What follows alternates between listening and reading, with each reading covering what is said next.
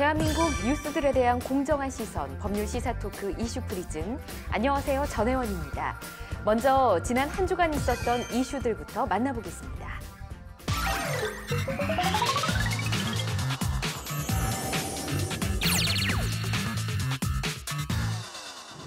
최근 세월호 6월 은폐 사건을 둘러싼 정치권의 공방이 거세지고 있습니다.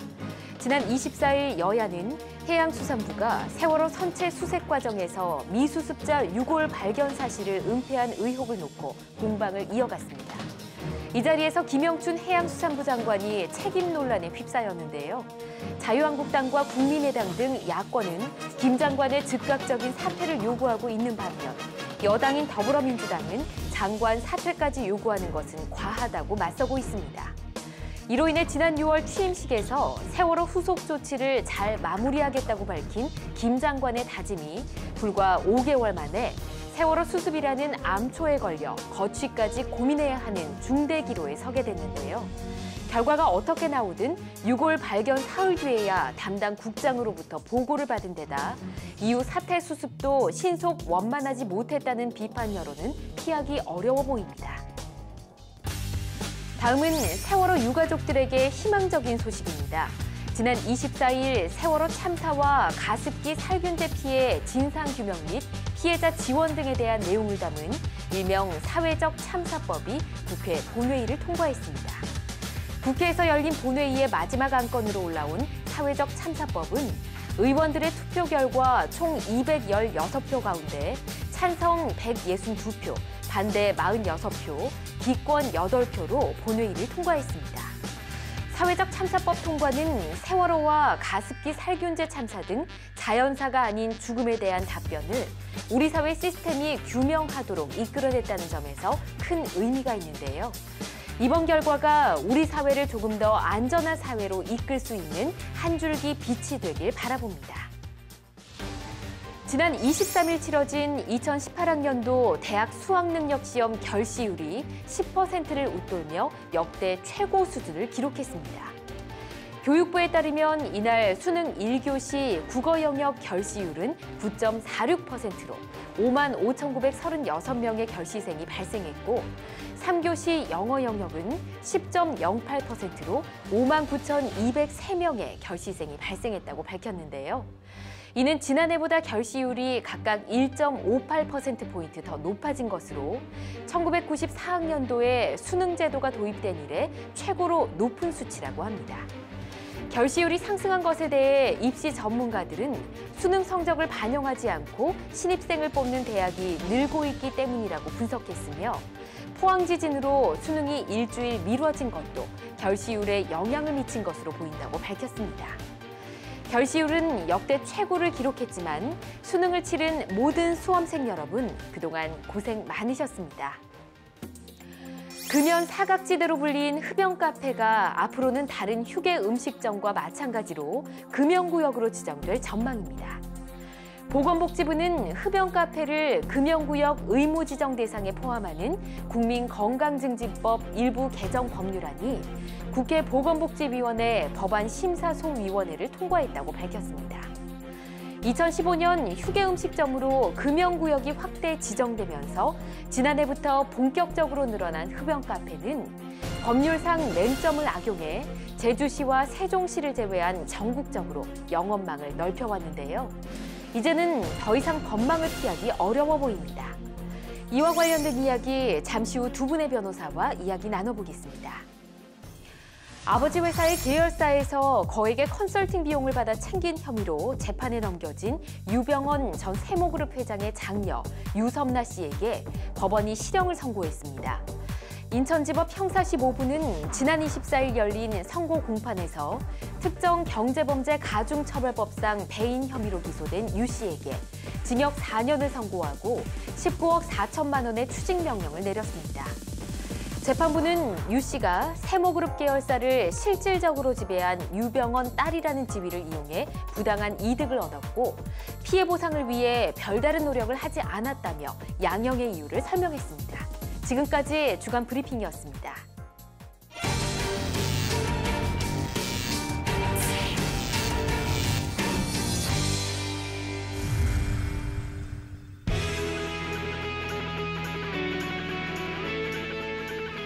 오늘도 변호사 두 분과 함께 대한민국의 이슈를 쫓아가 봅니다. 변호사 추격대, 오늘도 저와 함께 하실 두 분의 변호사 모셨습니다. 어서 오십시오. 예, 반갑습니다. 반갑습니다. 네, 안녕하십니까. 나타날 현자 별성자 김현성 변호사입니다. 반갑습니다.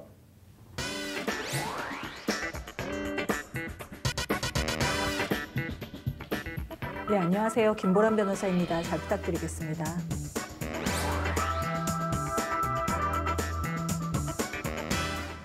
주간 브리핑 내용부터 살펴보도록 하겠습니다. 비흡연자들에게는 좀 반갑고요. 흡연자들에게는 슬픈 소식일 것 같다는 생각이 드는데 김현성 변호사님, 예. 흡연 카페가 이제 없어진다고 하네요. 아마 그동안에 금년의 사각지대로 불렸던 흡연 카페가 이제 일반 휴게 음식점과 마찬가지로 금연구역으로 지정된다고 합니다.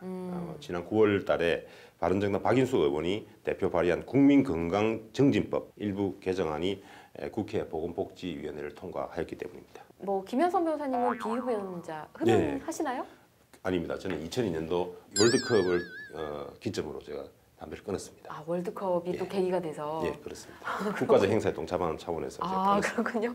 알겠습니다. 저도 이제 비흡연자이기도 해서 저는 흡연 카페라는 사실을 이번에 처음 들어봤습니다. 네. 그래서 주위에서 찾아보기도 쉽지가 않았는데 흡연 카페가 많이 성업 중이었나 봐요.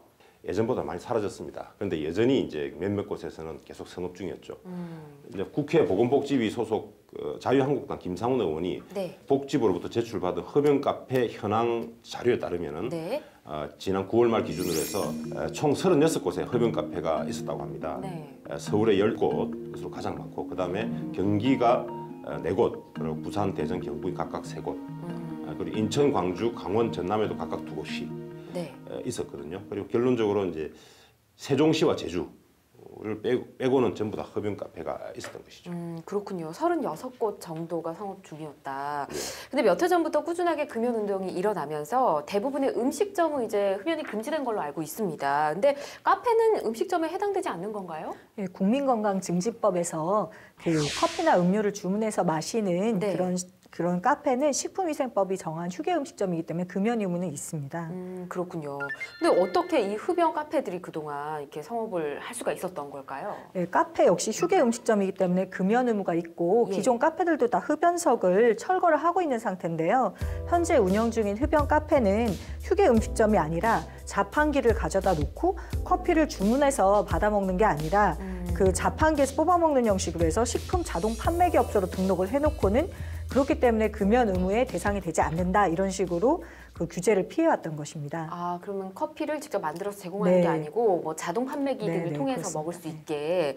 그러면 영업신고를 허위로 한 게 아닌가 싶은데 궁금한 점이 영업신고를 할 때요. 업종을 개인이 그냥 선택해서 신고를 하면 되는 건지 아니면 관련 기관에서 또 이 실제 신고한 대로 영업을 하고 있는 건지 조사를 하지는 않는 건지 이런 내용 좀 궁금하네요. 네, 실제로 이 흡연 카페는 지난해 5월에 대전 지역에서 최초로 문을 열었는데요. 네. 합법을 가장한 불법 논란도 많이 있어가지고 개업하고 동시에 보건복지부에 실사를 받기도 했습니다. 당시에 보건복지부에서는 연면적 1000제곱미터 이상이지 않냐, 그러면 금연 건축물 내에 있기 때문에 금연 구역으로 적용을 해야 된다. 네. 그래서 일반 카페로 업종을 변경하거나 폐업하라라고 했지만 버젓이 영업을 하고 있었습니다. 예. 이렇게 영업이 가능했던 이유는 카페 내에 당구대를 가져다 놓고 체육시설이라 이런 주장을 했기 때문입니다. 아, 그렇군요. 이 당구대가 또 이 흡연 카페와 어떤 연관성이 있나 보네요. 네, 그 체육시설 등록 기준에 따르면 당구대 개수에 제한이 없어요. 그러니까 이제 당구대를 가져다 놓고 금연이 가능한 실내 체육시설로 업종을 변경해서 좀 탈법적으로 이제 신종을 넘어서서 변종으로 이렇게 진화한 형태로 영업을 해왔던 겁니다. 네. 이와 같이 이렇게 체육시설로 등록된 일부 흡연 카페들도 결국은 이제 법의 철퇴를 맞아가지고 폐업할 것 같습니다. 그렇군요. 당구장은 청소년들도 이용이 가능하기 때문에 이제 비흡연 장소로 지정이 되면 참 좋겠다 이런 생각이 드는데 비흡연자의 한 사람으로서 저는 좀 반갑습니다, 변호사님. 예, 저도 반갑습니다. 네, 그렇죠. 네. 근데 이 법안은 언제부터 시행이 되는지요? 예, 이게 국민건강증진법 개정안이 이제 예. 오늘 12월 3일입니다. 다음 네. 주죠. 다음 주부터 아마 시행될 것인데 아. 당구장 및 실내 골프 연습장도 예. 포함됩니다. 그래서 실내 체육시설도 전면 이제 금연 시설로 지정이 되죠. 예. 그래서 당구장에 가더라도 또는 뭐 우리 그 골프 연습장에 가더라도 흡연실을 따로 이제 마련을 해야 됩니다. 네. 그리고 거기서만 흡연을 해야 되는 것이죠. 그렇군요. 만약 이걸 어길 때 업주와 내가 흡연자도 마찬가지 둘 다 과태료 처벌받게 됩니다. 그렇군요. 계속 말씀을 드리지만 저 같은 비흡연자는 너무너무 반가운 소식인데 한때 또 애연가셨잖아요. 네, 그렇습니다. 예, 애연가들 반발이 좀 있을 것 같은데. 충분히 있을 수 있다고 생각합니다. 이제 애연가들 입장에서는 또 흡연권이라고 있기 맞아요. 때문에 네. 그래서 금연권도 있죠, 흡연권도 있거든요. 그래서 우리의 권리는 어디 있느냐 이렇게 생각을 많이 하지 않습니까? 네. 그런 주장도 많이 있고 그래서 이제 그런 반발, 그러면 우리가 흡연할 수 있는 공간을 마련해 달라라는 주장도 굉장히 많이 나오고 있죠. 그래서 이제 최근에 이제 이와 관련된 여론조사한 게 있습니다. 여론조사요? 예. 여론이 어땠을까요? 흡연 구역을 만드는 것, 그 자체에 찬성하는 비율은 흡연자가 약 77%. 오. 또 좀 특이한 게 비흡연자가 또 80.6%예요. 아, 비흡연자가 흡연시설 만들자를 더 많이 찬성한 거네요. 그렇습니다. 그래서 아마 간접 흡연 때문에 그런 것 같습니다만, 여하튼 네. 흡연자, 비흡연자가 다 80% 이상 거의 금년 말고 흡연 구역을 만들어 흡연시설을 만들어야 달라는 된다. 그런 주장을 하고 있는 것 같습니다. 네, 이렇게 공식적인 흡연 장소가 있으면 이 흡연으로 인한 피해를 더 줄일 수 있을 것이다라는 생각을 흡연자, 비흡연자 모두 다 공통적으로 하는 것 같습니다. 근데 이번 사안을 놓고 보면 허위로 영업 신고를 하거나 업종 변경을 하는 등 불법적인 행위를 한 건 분명한 것 같은데 법적 처벌 수위는 어떻게 될까요? 예. 이거에 대한 규율은 결국 국민건강증진법 네. 9조에 나와 있는데 예. 공중이 이용하는 시설 중에서 일정한 경우에 이거 소유자, 점유자, 관리자는 그 해당 시설의 전체를 금융구역으로 지정하고 해야 합니다. 예. 그리고 금융구역을 알리는 표지를 설치해야 하는 것이죠.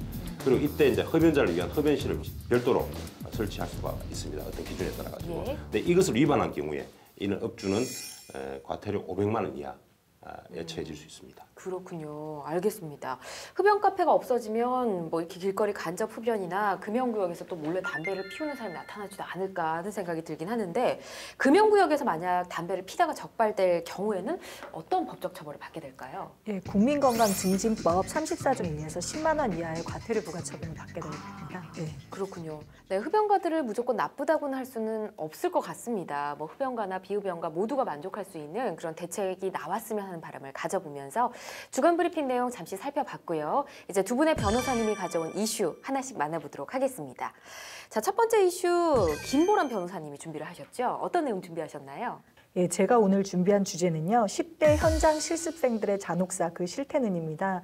최근에 현장 실습에 나간 고등학생이 목숨을 잃는 안타까운 사고가 발생했는데요. 이 사건을 계기로 우리나라 현장 실습 교육의 실태에 대해서 이야기를 나눠보고자 합니다.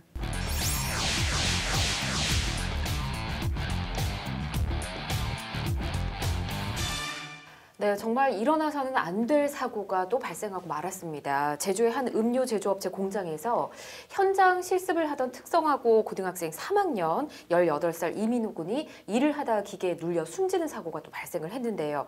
며칠 동안 굉장히 뜨거운 이슈로 떠올랐었습니다, 변호사님. 네. 이 사건 한번 정리해 주시죠. 예, 지난 9일에요. 18살 이민호 군이 제주시 구좌읍 용암 해수단지 내에 음료 제자 회사에 나갔다가 산업재 현장 실습 과정에서 제품 적재기 벨트에 끼이는 사고를 당했습니다. 예, 이 사고로 목과 가슴 부위에 중상을 입고 병원 치료를 받았지만 지난 19일에 결국 숨을 거둔 사건입니다. 그렇군요. 올해 초에 LG U+ 고객센터 또 현장 실습을 하던 학생이 자살을 한 이후에 다시는 이런 일이 일어나면 안 된다 목소리가 굉장히 높았었는데 약간 유사한 또 사고가 발생을 해서 정말 안타깝습니다. 근데 이민호 군이 18번째 생일을 앞으로 앞두고 있었다고 하는데 이런 일이 벌어져서 더 마음이 아픕니다. 현장에 이 실습생을 관리하는 담당자가 없었던 걸까요? 원래 고용노동부의 현장 실습 표준 협약서에 따르면은 네. 현장 실습생들에게는 실습을 하고 있을 때 지도 능력을 갖춘 담당자를 배치해야 되지만 사건 당시 작업장에는 이민호 군 혼자뿐이었다고 합니다. 그렇군요. 현장 실습생을 혼자 두고 뭐 일을 진행을 했다고 하니까 좀 이해가 되지 않는 부분이 많습니다. 네. 결국 사람들이 방치를 해서 이 기계에 눌려 사망한 거지 않나 하는 생각이 드는데 기계의 결함은 없었던 건가요? 원래 사람이 끼이는 등의 사고가 발생하면 보통 기계들 같은 경우는 자동으로 기계가 멈추는 그런 그렇죠. 시스템이 있어야 이런 사고가 사고가 발생하지 않는데 네. 사고 현장에서는 그런 시스템도 작동을 하지 않은 것으로 드러났습니다. 이 때문에 이민호 군은 목이 끼인 채 4분여를 홀로 버텨야 했다고 합니다. 그렇군요.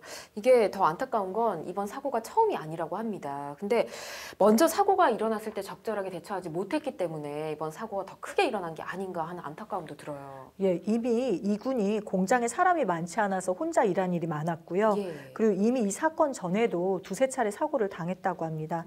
지난 9월에는 높은 곳에 올라가서 기계 점검하다가 떨어지는 그런 사고도 났었고 예. 갈비뼈를 다쳐서 병원 응급실까지 이송됐는데 이런 사고가 2번이나 있었다고 합니다.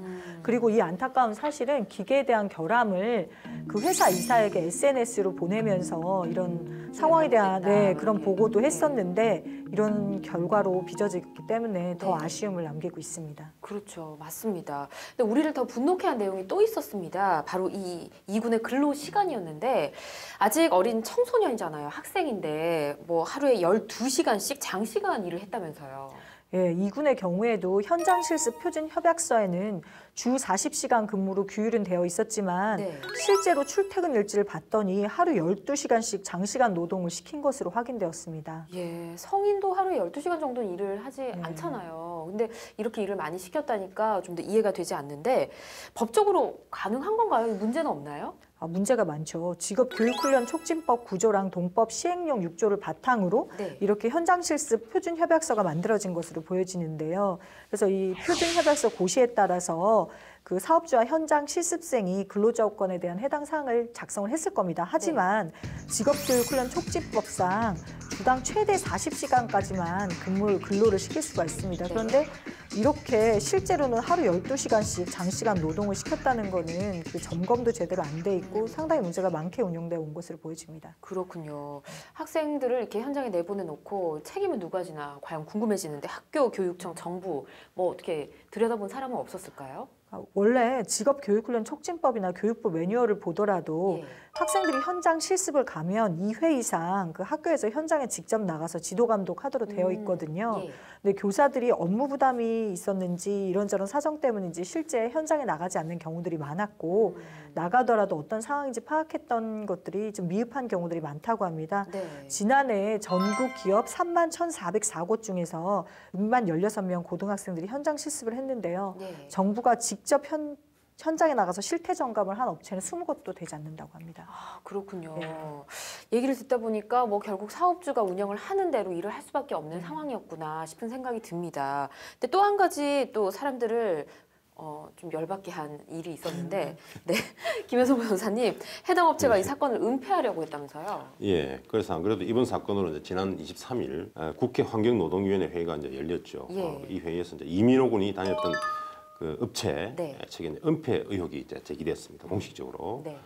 그래서 이제 김영주 고용노동부 장관은 이 군이 현장 실습 과정에서 숨진 제주 지역 그 사업체의 사건 은폐 의혹을 지금 이제 조사 중이라고 밝혔고 또 이제 더불어민주당 한정혜 의원은 아침 8시 30분부터 오후 6시 30분까지만 해도 9시간 근무인데 연장 근무를 2~3시간 더 했다고 목소리를 높였죠. 그리고 한편 이제 이군이 또 사망한 이군이 이미 현장 실습 중에 아까 말씀 나왔습니다만 2~3차례 다친 경험이 있습니다. 그런데 지금까지 산업재해가 발생하지 않은 것으로 이제 그렇게 나와 있기 때문에 은폐한 것이다. 이렇게 이제 목소리를 높였죠. 그렇군요. 얘기를 들어보니까 이 업체가 좀 문제가 있어 보입니다. 지금 현재 뭐 처벌을 받았다든지 어떤 상태인가요? 지금 현재 이제 근로 감독을 진행하고 있고요. 그리고 그 업체에 대해서는 이제 현재 전면 작업 중지 명령이 내려진 상태입니다. 그리고 우리 장관께서도 업체에 대해 철저하게 조사하고 이후에 이제 그 결과를 추후에 국회에 직접 보고하겠다라고 밝혔습니다. 그렇군요. 조사 중이고 작업 중지 명령을 내린 상태다. 만약에 법적으로 문제가 있는 것이 밝혀지게 된다면 법으로 또 처벌을 받아야 되지 않나요? 예, 그렇습니다. 당연히 이제 지금 뭐 일하다가 어떤 뭐 회사 측에 또 업주 측의 과실로 인해서 사망을 한 것이라면 우리 이제 형법상 당연히 업무상 과실치사 형태로 이제 죄로 처벌받을 것이고 뭐 당연히 또 나아가서 민사상 손해배상 책임도 질 수밖에 없는 그런 상황인 것 같습니다. 예, 꼼꼼히 좀 조사를 해서 처벌을 당연히 받아야 할 것 같다는 생각이 듭니다. 근데 김보람 변호사님, 이번 사안이 사안인 만큼 뭐 여야도 한 목소리를 높이고 있다면서요? 예, 그렇습니다. 국민의당 김삼아 의원은 고용노동부가 소관하는 협약서에 고시의 허점이 있다 이렇게 지적을 하면서 예. 이번 정부가 노동정부를 표방을 하고 있는데 이런 허점에 대해서 보다 적극적으로 개정을 해야 되지 않느냐 이렇게 강조를 하고 있고요. 네. 더불어민주당 한정혜 의원은 청소년을 보호하기 위한 도구 규제라면서 몇 년째 이 규율을 제대로 지키는지 점검도 안 하는 거 심각한 문제다 이렇게 꼬집었고 예. 자유한국당 신보라 의원은 현장 실습 관련해서 작년에도 교육부가 표준협약서를 체결하지 않은 곳을 적발을 했는데 적발하고도 과태료 처분은 단 한 건도 없었다면서 이러한 제재가 이루어지지 않은 것에 대한 문제를 제기하기도 했습니다. 예, 과태료 처분은 단 한 건도 없었다. 너무 심각한 상태인 것 같습니다. 그렇기 때문에 이번에는 또 국민들이 발을 벗고 나섰다면서요? 예, 그렇습니다. 이번 사고와 관련해서 진상규명과 재발 방지를 촉구하는 대책위원회가 출범을 했습니다. 예. 대책위원회는 이군의 죽음에 대한 책임을 방기하고 사고를 은폐하려고 한 업체한테 진심 어린 사과를 해라 이렇게 네. 요구를 하는 한편에 교육청에는 진행 중인 학생들 현장 실습에 대해서 다 전수조사를 해라. 더 이상 이런 일이 벌어지면 안 되니까요. 그리고 이 사건을 같이 이렇게 현장 실습을 나간 동료 현장 실습생들이 굉장히 충격을 받았을 거기 때문에 심리치료도 시행을 하고 사고 방지 대책도 마련할 것을 요구했습니다. 예, 꼼꼼하게 지금 뭔가가 얘기가 되고 있는데 이번 사건에서 또 하나 이슈가 된 부분이 있습니다. 바로 이 이민호 군이 특성화 고등학교에 재학 중이었다 하는 거잖아요, 변호사님. 예, 그렇습니다. 뭐 이 군이 지금 제주도에 있는 특성화 고등학교 지금 3학년에 재학 중이었죠. 네. 그리고 이제 일반적으로 특성화 고등학교의 경우에 3학년이 되면 현장 실습을 한 6개월 정도 나간다고 합니다. 그렇군요. 이게 현장 실습이라는 것이 오랫동안 이어져 온 관행이라는 거잖아요. 예. 그러면 이 비슷한 일들이 뭐 세세하게 있었을 텐데 사고를 좀 미연에 막을 수 있지 않았을까 하는 아쉬움이 더 커집니다. 왜 여태까지 현장 실습에 대한 전반적인 안전 조치가 이루어지지 않았던 걸까요? 정부에서도 이제 대책을 세우고는 있습니다만 예. 실제로 이제 현장에 가보면 현장 실습 나간 경우에 이제 대부분의 학교가 그 책임을 사실은 떠안고 있는 것입니다. 그래서 이제 현장 실습 업체를 학생과 연결하는 문제가 있다든지 또는 그 업체에서 실습한 동안 또는 실습한 이후에 어떤 그런 발생하는 문제 또는 뭐 관리 감독 문제 이거에 대해서 대부분이 학교가 책임을 지고 있다는 것입니다. 예, 그렇군요. 정부 차원의 대책은 어떤 것들이 있었는지 또 따로 없었을까요? 예, 있습니다. 안 그래도 마침 정부가 지난 8월 달에 직업교육 현장 실습 제도 개선 방안을 발표했는데 네. 그 내용을 보면 이제 현장 실습 기간 1개월 내외를 원칙으로 하고 그다음에 네. 실습 이전에 산업안전교육 등 각종 교육을 실시하도록 했고요. 그다음에 현장 실습 기간 중에는 교육기관의 상시적인 현장 방문 점검 네. 및 실습 후 복교 조치 등을 담은 개선안을 발표했었습니다. 네.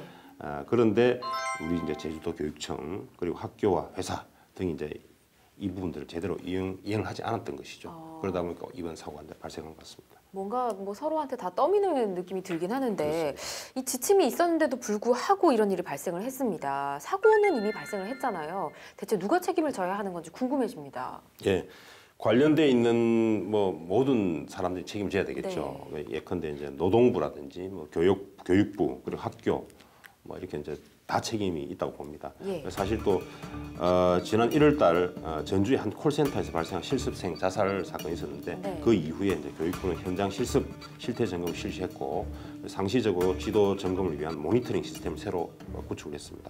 그리고 직업 교육 훈련 촉진법을 네. 개정을 했죠. 그래서 처벌이나 과태료 이런 부분 좀 더 강화했습니다. 그 내용을 잠시 본다면은. 예. 우리 현장 실습 시간을 일반적으로 우리 미성년자 또는 직업 교육 이제 훈련생의 경우 현장 실습하는 경우죠. 이때는 하루에 7일, 그다음에 일주일에 35시간 초과하지 못하도록 하는 것이 이제 원칙이고요. 하루에 7시간. 그렇습니다. 예. 그러니까 근로기준법 좀 낮게 돼 있는 것이죠.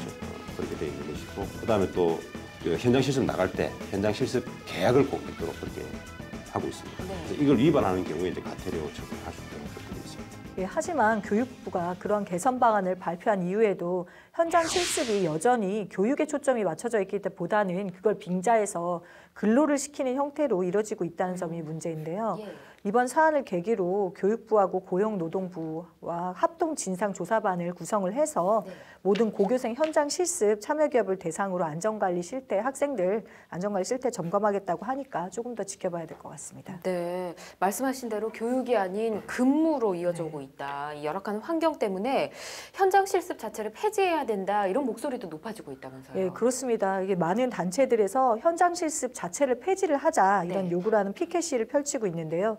우리 더불어민주당 우원식 원내대표는 현장 실습 제도 폐지를 포함해서요. 전면적인 제도 개선 추진을 약속을 하고 있습니다. 네, 만약에 폐지가 된다면 학생들의 취업률도 고민이 있기 때문에 이 부분에 대한 해결방도 있어야 될 것 같고, 만약에 폐지가 안 된다면 제도적인 개선은 분명 필요해 보입니다. 우선은 업체는 당연히 뭐 부당 계약서부터 기계 결함까지 나온 이상 책임을 피하기는 어려울 것 같은데 우리 학교 측에도 어떤 법적 책임을 물을 수는 없는 걸까요? 예, 학생을 파견한 그 학교 측에서는 직업교육촉진법 제9조의 3에 의해서 필요한 현장 지도를 당연히 했어야 하고요. 네. 이런 현장 지도하고 안전 지도 같은 것을 하지 못해서 이 사건까지 이르게 된 점에 네. 어느 정도 책임이 있는 이상 그 학교 측에서도 이로 인한 재반 민사상 책임을 피하기는 어려워 보입니다. 그렇군요. 가장 안타까운 거는 일어나서는 안 될 일이 계속해서 반복해서 일어난다는 사실인 네. 것 같습니다. 아마 책임을 져야 할 관계자들이 굉장히 많을 것 같은데 어떤 대안들을 내놓고 있을까요? 네, 조금 전에 말씀드린 대로요. 교육부는 고용노동부와 합동진상조사반을 구성을 해서 모든 고교생 현장 실습 참여기업을 대상으로 해서 학생들 안전관리 실태를 점검을 한다고 밝혔고요. 예. 또 시도교육감 협의회를 열고 각 시도교육청에 12월까지 모든 현장 실습 참여 기업들을 대상으로 학생 안전 현황 등에 대해서 실태 점검을 요청한다고 합니다. 그렇군요. 알겠습니다. 현장 실습에 대해서 이야기를 좀 나눠보고 있는데 앞으로도 이와 같은 사건, 사고가 발생하지 않게 하기 위해서는 어떤 법적인 대책들이 필요할까? 두 분 생각하신 내용이 있으실 것 같습니다. 김보람 변호사님 먼저 들어볼까요? 예, 기존에 이제 취지는 직업교육촉진법에서 그 훈련하는 학생들에 대해서 더 두텁게 근로기준법보다 더 두텁게 보호를 하기 위해서 네. 제도를 마련해 놓았는데 이거를 사각지대 근로기준법의 사각지대로 활용을 해서 네. 교육을 빙자해서 실질적으로 근로를 시키고 있는 점들 굉장히 문제라고 생각하고요. 협약서는 물론이지만 이 협약서대로 운영되고 있는지를 일제 수시로 점검을 하고 예. 그 점검을 해서 위반 사항이 벌어질 때는 굉장히 큰 페널티를 줘서 사업주도 지금같이 운영돼서는 안 된다는 경각심을 불러일으킬 필요가 있을 것 같습니다. 알겠습니다. 김현성 변호사님은 어떤 생각하셨을까요? 예. 우리 지금 자라는 청소년들, 현장 실습 나가 있는 학생들도 모두 내 자식이다라는 생각을 가지고 우리 업주들이 임해주시면 좋겠고요. 네. 또 나아가서 우리 이제 사회 전체로 본다면은 사회적으로 또는 개인적으로 스스로 보호할 수 있는 능력이 부족하거나 없는 뭐 장애인이나 또는 청소년 이런 분들에 대해서 무슨 범죄를 저지른다든지 또는 파렴치범 이런 분들에 대해서는 다시 사업을 할 수 없는 네. 그런 원 스트라이크 아웃 제도를 도입해서 좀 강력하게 좀 실시하는 것이 사회보다 더 사회 안전망을 구축하는 그런 길이다라고 생각합니다. 네, 두 분 모두 좀 더 강력하게 조사도 해야 되고 또 처벌 수위도 좀 더 높여야 되지 않을까라는 의견들을 말씀해 주셨는데 자, 이 주제에 대해서 마지막으로 촌철살인 한마디는 어떤 생각들 하셨을까요? 자, 칠판 드리겠습니다. 써주십시오. 현장 실습 관련해서 작년에도 교육부가 표준협약서를 체결하지 않은 곳을 적발을 했는데 적발하고도 과태료 처분은 단 한 건도 없었다면서 이러한 제재가 이루어지지 않은 것에 대한 문제를 제기하기도 했습니다. 정부에서도 대책을 세우고는 있습니다만 네. 실제로 이제 현장에 가보면 현장 실습 나간 경우에 이제 대부분의 학교가 그 책임을 사실은 떠안고 있는 것입니다. 근로기준법의 사각지대로 활용을 해서 네. 교육을 빙자해서 실질적으로 근로를 시키고 있는 점들 굉장히 문제라고 생각하고요. 사회적으로 또는 개인적으로 스스로 보호할 수 있는 능력이 부족하거나 없는 장애인이나 또는 청소년 이런 분들에 대해서 무슨 범죄를 저지른다든지 또는 파렴치범 이런 분들에 대해서는 다시 사업을 할 수 없는 네. 그런 원 스트라이크 아웃 제도를 도입해서 좀 강력하게 좀 실시하는 것이 네, 10대 현장 실습생들의 잔혹사에 대해서 많은 이야기 나눠봤는데 촌철살인 한마디 어떤 내용 써주셨을지 보겠습니다. 먼저 김보람 변호사님 어떻게 이 내용을 쓰셨나요? 네, 교육은 교육답게, 근로는 근로답게로 적어봤는데요. 요즘에 그 어린 학생들을 그 교육이라는 걸 빌미로 실제로는 근로자처럼 일을 시키면서 근로기준법이 정한 최소한의 보호장치조차 보호를 안 해주고 있습니다. 어린 학생들, 그렇게 교육받으러 온 학생들을 일터로 내몰아서 그렇게 살림살이 크게 나아지지 않습니다. 이런 부분들 좀 유념해 주셨으면 합니다. 아주 심플하게 강력하게 말씀해 주셨습니다. 맞는 말이네요. 학생들 그렇게 시켜서 살림살이 절대 나아지지 않으니까 네, 딱 맞는 말씀 해주신 것 같습니다. 김현성 변호사님 내용 볼까요? 예, 저도 백년대계라고 써봤습니다. 예.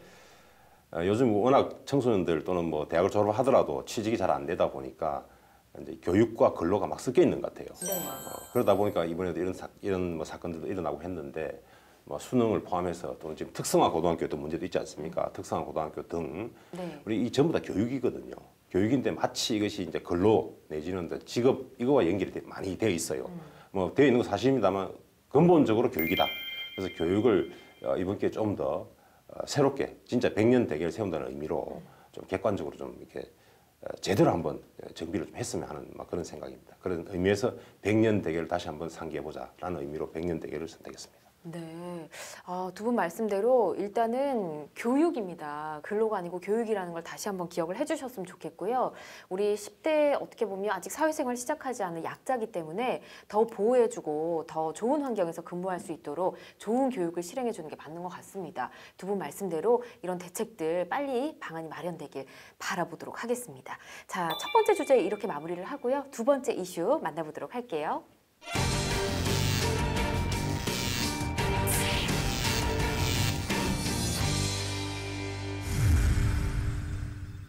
네, 이제 두 번째 이슈 만나보도록 하겠습니다. 두 번째는 김현성 변호사님 준비하셨는데요. 예. 자, 어떤 내용일까요? 오늘 제가 준비한 이슈는 잊을만 하면 또다시 등장하는 이슈입니다. 대기업의 갑질 사건입니다. 최근 하나그룹 3남 김동선 씨가 변호사들 대상으로 폭행 사건을 일으켰죠. 이에 대해서 한 말씀 나눠보고자 합니다.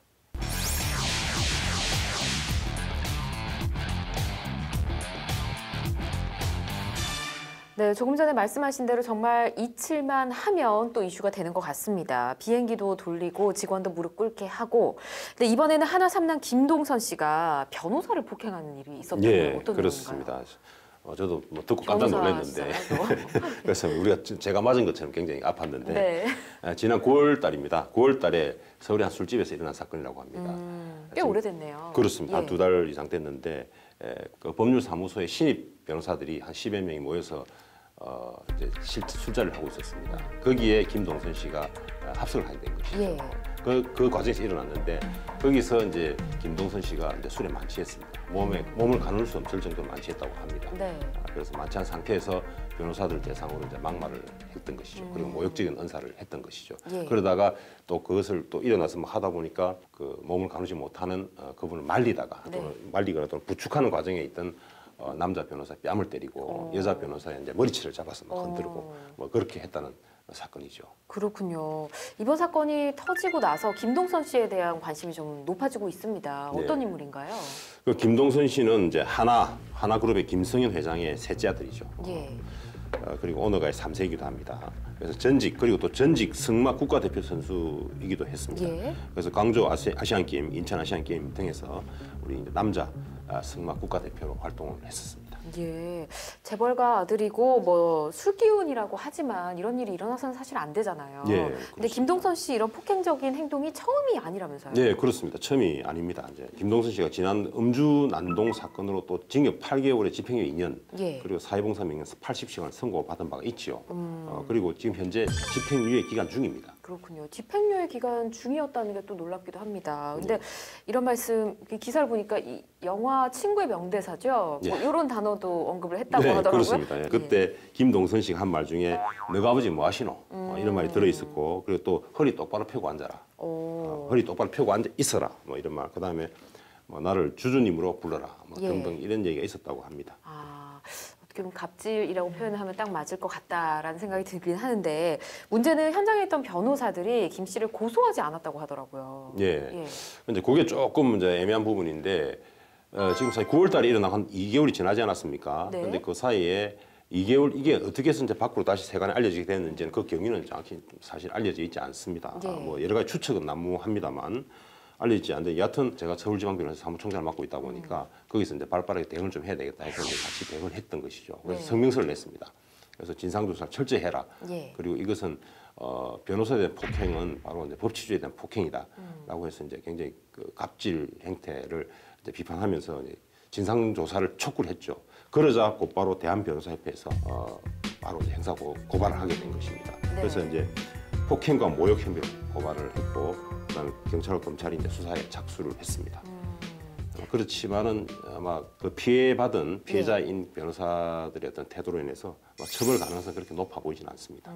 처벌 가능성은 높아 보이지 않는다. 예. 피해자들이 뭐 직접적으로 고소를 하지 않아서 그런 건가요? 예, 그렇습니다. 그게 또 지금 현재 고발이 된 상태고, 예. 그래서 지금 폭행과 모욕 혐의로 이제 고발이 돼 있는데, 폭행죄는 우리가 말하는 반의사 불벌죄라고 합니다. 그래서 피해자의 의사에 반해서는 처벌할 수가 없고, 예. 그럼 모욕죄는 또 친고죄입니다. 그래서 무슨 말이냐면 피해자의 고소가 있어야만 처벌할 수 있는 것입니다. 그래서 이건 둘 다 이제 피해자의 의사하고 굉장히 밀접한 관련이 있는 것이죠. 그런데 현재 제가 들리는 얘기로는 피해자들과 그다음에 지금 가해자 측과 지금 합의가 이루어졌다고 하죠. 그래서 처벌을 원하지 않는다라는 의사가 수사기관에 지금 전달된 것으로 2명 정도가 전달한 것으로 그렇게 제가 알고 있습니다. 그렇군요. 근데 또 앞서 언급을 하셨듯이 집행유예 기간 중에 일어난 사건이잖아요. 예. 만약 이 기간 중에 일어난 이런 범죄 행위 이런 거에 대해서는 처벌 수위가 좀 높지 않나요? 높을 수 있죠. 그리고 또 왜냐하면 집행유예를 선고할 수 있는 형이 예. 기본적으로 징역 3년 이하 징역형을 선고할 때 그 집행을 유예하는 것입니다. 네. 이를테면 징역 1년에 집행유예 2년이다 그러면 징역 1년을 선고할 것인데 예. 그다음 그 집행을 2년간 유예해 준다는 것이죠. 네. 그리고 그 유예 기간 동안에 아무런 문제가 없이 경과가 된다면 네. 도가 되면 그 징역을 선고한 안 형은 형을 안 실효가 써도 되는 된다. 것입니다. 예. 그런 형이고, 그래서 집행유예 기간 중에는 또다시 집행유예를 선고할 수가 없습니다. 그래서 실형을 선고하든지 그렇지 않으면 벌금형이나 또는 이제 처벌되지 않는 쪽으로 가야 되는 것이죠. 그렇군요. 김 씨도 집행유예가 실효될 가능성이 있는 거죠? 그렇습니다. 지금 사실은 이제 집행유예 기간 중이니까 집행유예 선고받을 수 없고, 만약에 징역형을 예. 선고를 해야 될 상황인 것 같으면 이제 그동안 유예됐던 집행유예가 돼 있던 그 형도 같이 살아야 되는 문제가 발생하는 것이죠. 그래요. 그런데 지금 문제는 피해자들이 처벌 불능 의사를 밝히고 있기 때문에 예. 이런 경우에는 또 만약 공소권 없다든지 공소권 없음으로 불기소가 된다든지 하게 되면 처벌 아예 안 되는 것이죠. 네. 그렇다면은 집행유예의 효력은 계속 유지가 될 것이다라고 볼 수 있습니다. 그렇군요. 지금 뭐 피해자들이 고소를 좀 뭐 주저하는 그런 분위기인 것 같은데 만약에 단 한 명이라도 처벌을 원했을 경우에는 어떤 법적 처벌을 받게 되는 예, 건가요? 그건 처벌을 받게 되는 것이죠. 예. 만약 처벌을 원하게 된다면 폭행죄로 일단 처벌이 가능할 것이고, 폭행죄? 예, 형법상 폭행죄로 처벌이 가능할 것이고요. 예. 그다음에 그 외에도 이제 만약에 그 중에서 약간 머리채라든지 또는 이제 뭐 뺨을 뺨을 맞은 맞은 사람. 그런 사람이 병원에 가서 진단서를 받은 게 있다면 이제 상해죄가 될 수 있습니다. 또 네. 폭행치사가 된다든지 상해죄가 될 수 있는데, 그런 경우에는 이것은 상해죄는 반의사 불벌죄가 아닙니다. 그래서 피해자가 의사와 무관하게 처벌할 수가 있거든요. 예. 근데 이런 경우에는 사건이 발생한 인접한 날에 그 진단서를 그렇게 진단을 받고 이렇게 해야 되기 때문에 네. 지금 2개월 동안 쉬쉬한 분위기에 비춰봤을 땐 과연 진단서 같은 걸 없을 떼어놨을까 것 하는 같아요. 부분은 의문이 있습니다. 예, 그럼 또 진단서 없으면 처벌을 못 내리는 거죠? 상해로는 좀 처벌이 어려울 것 같습니다. 본인들이 지금 당사자들이 또 처벌을 하지 않는다, 처벌을 원하지 않는다라는 의사를 표시하고 있는 마당이기 때문에 예. 더 쉽지 않을 것 같습니다. 그렇군요. 알겠습니다. 근데 뭐 9월에 일어난 사건이잖아요. 이제서야 또 이렇게 수면 위로 올라온 이유가 있었을까요? 예, 그래서 이제 여러 가지 추정상으로는 그렇습니다. 이게 이 법률 회사가, 이 변호사들이 속해 있는 변호사들이 속해 있는 법률 회사가 사실 우리나라의 가장 큰 법률 회사입니다. 네. 여기에 하나그룹과 이제 뭐 기본적으로 사건을 수임하는 그런 관계 있지 않겠습니까? 네. 그러다 보니까 법률사무소 입장에서는 또 만약에 그 하나그룹과의 관계가 안 좋아진다면 이 사건을 위해서, 그렇다면 앞으로 사건을 수임하는 데 있어서 굉장히 조금 영리하지 않은 면이 있을 것이다. 예. 이런 뭐 어떤 판단도 좀 있었을 것 같고, 예. 그러다 보니까 거기에 속해 있는 이제 변호사들 입장에서도 그 회사의 눈치를 또 봐야 될 것이고, 소속돼 있는 법률 회사의 눈치를 입장을 또 고려하지 않을 수 없을 것이고, 또한 예. 뭐 하나그룹 뭐 보복이라든지 뭐 기타 또 다른 불이익들 예. 뭐 이런 것들도 또 좀 생각하지 않았을까, 뭐 그렇게 추정을 한번 해봅니다. 네, 그렇군요.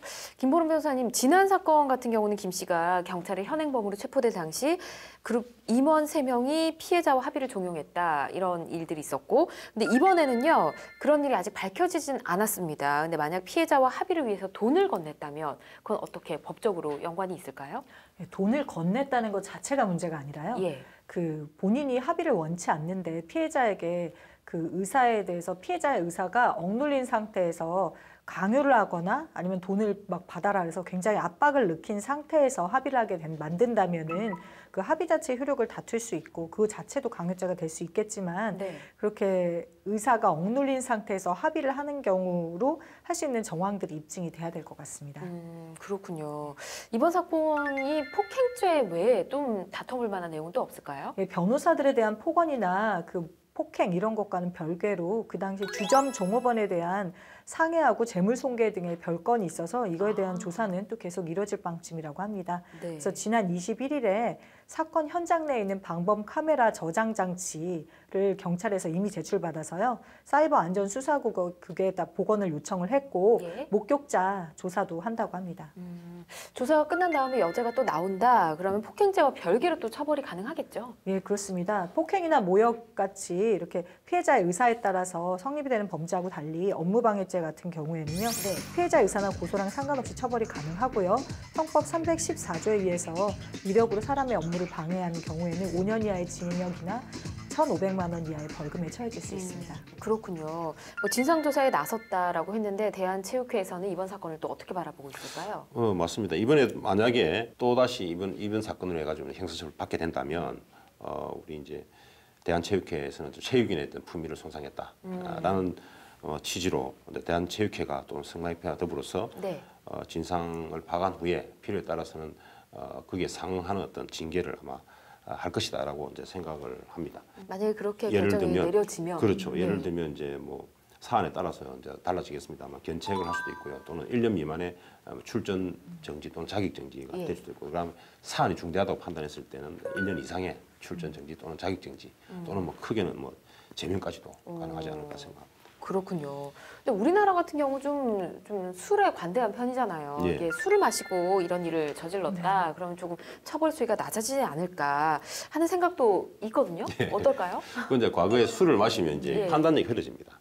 판단력이 흐려지면 이제 그 본인이 한 행동에 대해 책임을 지기 어렵지 않겠느냐. 네. 그래서 책임 능력이 좀 없어진다 이렇게 예. 보는 거죠. 그러다 보니까 죄가 안 되는 경우도 있고 또는 죄가 된다 하더라도 좀 경하게 처벌하는 또는 그 관대하게 처벌하는 거죠. 그런 경향이 사실 있어 왔습니다. 네. 그래서 우리가 술에 관대한 거죠. 그게 그런 문화가 있었는데 법률 문화가 있었음에도 불구하고 이제 최근에 들어와서는 이제 그런 부분들이 계속 지적이 되고 있지 않습니까? 그리고 술 먹는 게 죄다. 그래서 이제 술을 먹었을 때 그걸 고려하지 않는 쪽으로. 더군다나 이제 그건 또 법리가 있어요. 원인에 있어서 자유로운 행위라고 있는데 그게 뭐냐 술 먹기 전의 상태를 보는 겁니다. 네. 그래서 술 먹고 나면 이 친구가 늘 사고를 치고 사람을 때리더라.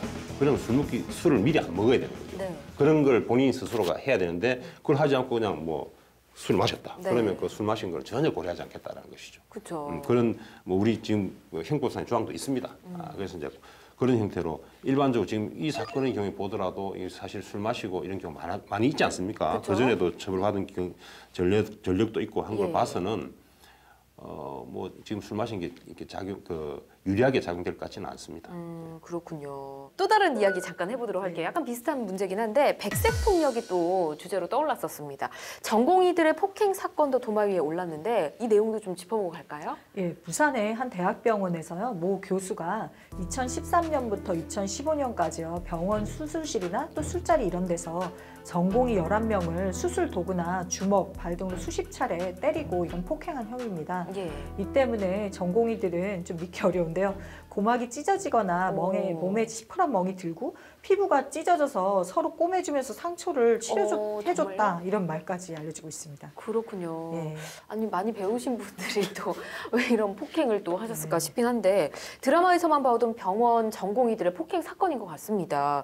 현실에서도 일어났다는 게 좀 놀랍긴 한데 빈번한 일인가요? 예, 그렇습니다. 의료정책연구소가 최근에 발표한 2017년 전공의 수련 및 근무 환경 실태 조사를 살펴보면요. 네. 수련 중에 신체적 폭행을 당한 적이 있느냐 이렇게 조사를 해봤더니 그 전공의들 가운데 20.3%가 그런 사실이 있다고 답변을 했습니다. 그러면 신체적 폭행을 누구한테 당했느냐 이렇게 물어본 결과 환자가 11.5%로 가장 많기는 했지만 예. 교수하고 그 선배죠 상급 전공의도 각각 5.9%하고 4.9%를 그렇게 차지했다고 합니다. 그렇군요. 조금 전에 우리가 네. 이야기를 나눴던 한화 김동선 씨 폭행 사건 같은 경우는 이 피해자들이 처벌 의사가 없지 않았습니까? 근데 이런 백색 폭력 이번 사건 같은 경우는 좀 더 심각해 보이는데요. 이 사건 좀 어떻습니까? 네, 굉장히 사안이 심각한데도 전공의에 대해서 그 전공의를 폭행하고 이런 교수들에 대해서 구속영장이 기각이 됐습니다. 예. 담당 판사는 그 교수가 반성을 하고 있다. 그리고 이미 증거 자료가 확보돼 있고 피의자의 주거와 그 의학대학 교수라는 그 주거와 가족관계, 그 사회적 지위를 종합을 해볼 때 증거를 인멸하거나 도주할 염려가 없다. 이걸 기각 사유로 내세웠습니다.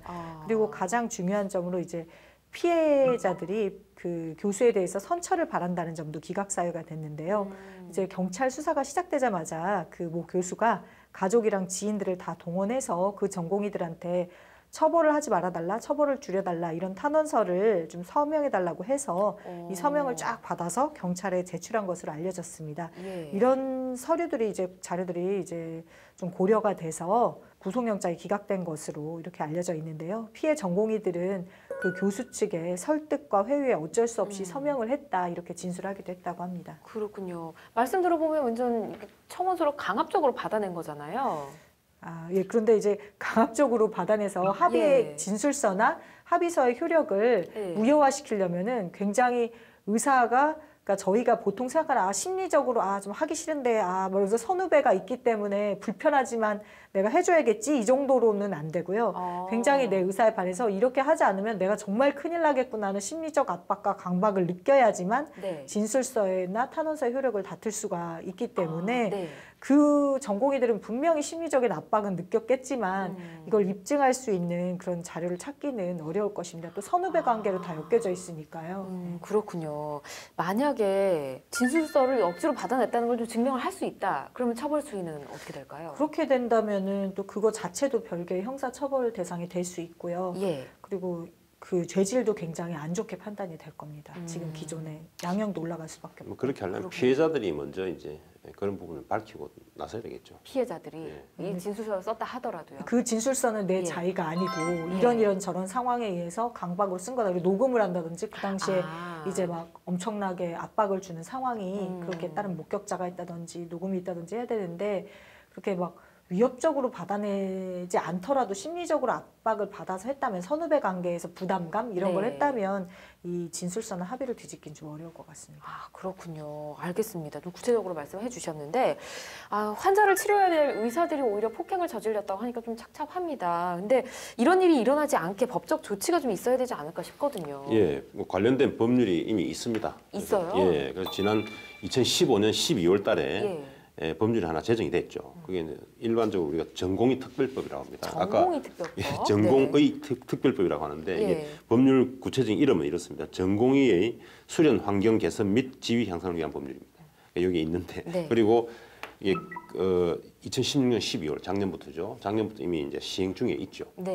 그 내용에는 이제 수련회와 관련된 부분이죠. 수련 시간을 정하고 있습니다. 그래서 일주일에 80시간 이상 초과해서 수련할 수 없도록 돼 있고 물론 이제 예외적 교육 목적으로 일주일에 8시간 정도는 더 연장할 수 있도록 돼 있습니다. 여하튼 원칙적으로 80시간 이상 초과 못하도록 돼 있고 그다음에 병원장들도 마찬가지죠. 병원장들도 연속해서 전공의에 연속해서 36시간을 초과해서 수련하지 못하도록 돼 있습니다. 근데 응급 상황이 발생한 경우에 40시간까지 가능할 수 있도록 해놨습니다만 여하튼 36시간 연속 근무를 갖다 하지 못하도록 돼 있거든요. 그리고 또 이제 그 병원장들의 경우는 수련 규칙을 작성해서 보건복지부에 제출하도록 돼 있습니다. 이게 이제 규칙 내용에는 그런 게 들어 있습니다. 주간 수련 시간의 상한, 그다음 연속해서 할 수 있는 수련 시간, 그러니까 연속 수련 시간의 상한, 그다음 응급실에서 또 연속할 수 있는 수련 시간의 상한, 뭐 이런 것들이 뭐 등등이 다 담은 그런 수련 규칙을 작성하도록 돼 있고요.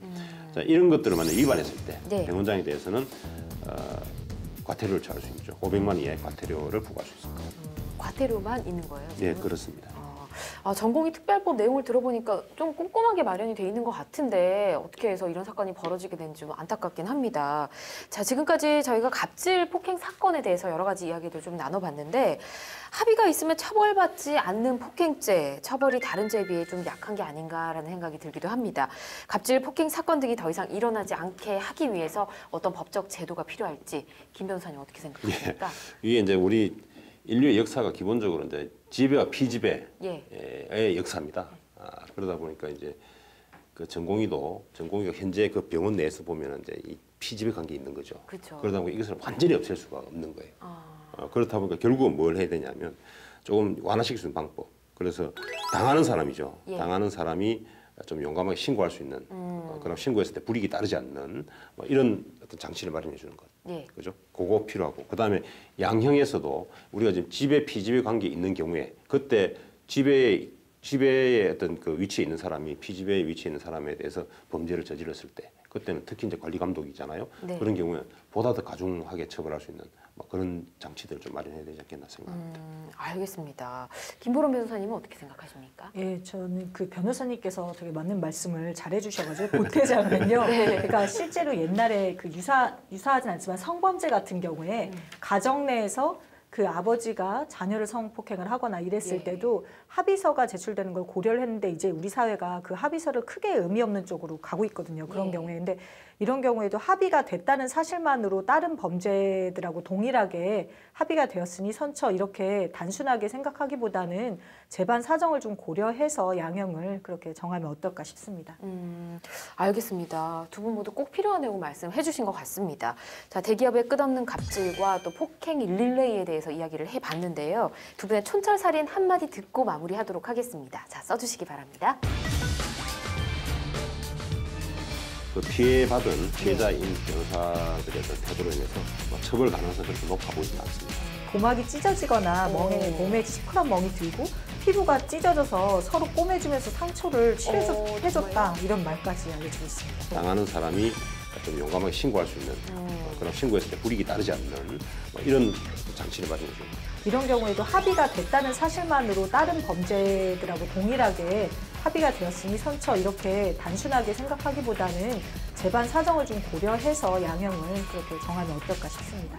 네, 두 번째 이슈에 대해 촌철살인 한마디 들어보도록 할 텐데요. 이슈 준비하신 김현송 변호사님 먼저 들어볼까요? 예, 저는 권리 위에 잠자는 자 보호받지 못한다라고 했습니다. 우리가 이 유명한 법원입니다. 우리 통상 이제 우리 소멸시효 이런 거 설명할 때에 네. 권리 위에 잠자는 행사하지 않는 거죠. 자기 네. 권리가 있음에도 불구하고 행사하지 않는 자는 법이 보호해주지 않는다는 취지죠. 그래서 본인의 권리는 행사해야 된다는 그런 걸 강조하는 것이거든요. 이런 법원이 있는데 우리 오늘 방금 본 우리 대기업의 갑질 행태 이것도 아까 말씀드렸다시피 우리 인류 역사가 지배 피지배 또는 갑을 관계로 계속 이어온 역사이기도 합니다. 예. 그때 이것을 정상화하기 위해서 보다도 조금 더 갑의 의례시비를 높이기 위해서 결국 갑을 규제하는 것도 필요하지만 을도 스스로 나서서 자신의 권리를 찾고 주장하고 해야 된다는 것입니다. 이것을 좀 강조하고자 하는 것입니다. 그래서 권리 위에 잠자는 자 보호받지 못한다는 법원을 다시 한번 되새겨보고자 합니다. 네, 을의 권리를 찾을 수 있도록 더 스스로가 그 권리를 잘 찾을 수 있도록 해야 될 것 같습니다. 자, 김보람 변호사님은요? 네, 저는 갑의 입장에서 을을 두려워할 줄 아는 갑이 진정한 갑이다 이렇게 말씀을 썼는데요. 네. 그러니까 이제 갑질을 하면서 이제 을이 정당한 이제 반격이 시작을 되고 있다고 생각합니다. 이제까지는 이런 사건이 묻혀져 있던 것들도 저는 많았을 것이라고 생각을 해요. 이제 갑이라고 불리는 분들도 을을 진정으로 두려워할 줄 아는 그런 마인드를 가지고 그렇게 사회 활동을 하셔야 진정한 갑으로 대우받으실 수 있으실 것 같습니다. 알겠습니다. 두 분 모두 올바른 갑과 을의 태도에 대해서 말씀을 해주신 것 같습니다. 갑도 배려를 하는 태도로 운영을 해야 될 것 같고 또 을도 나의 권리를 찾을 수 있도록 나의 입장에서 가장 적절한 태도를 취해보는 게 어떨까 하는 생각이 듭니다. 자, 오늘 준비한 이슈 여기서 마무리하도록 하고요. 함께해 주신 두 분 고맙습니다. 네, 감사합니다. 네, 법률적인 시선을 통한 원칙적인 시사 분석, 법률 시사 토크 이슈 프리즘. 오늘 준비한 순서는 여기까지고요. 저희 다음 시간에 또 대한민국 이슈와 함께 냉정한 시선으로 돌아오도록 하겠습니다. 시청해 주신 여러분 고맙습니다.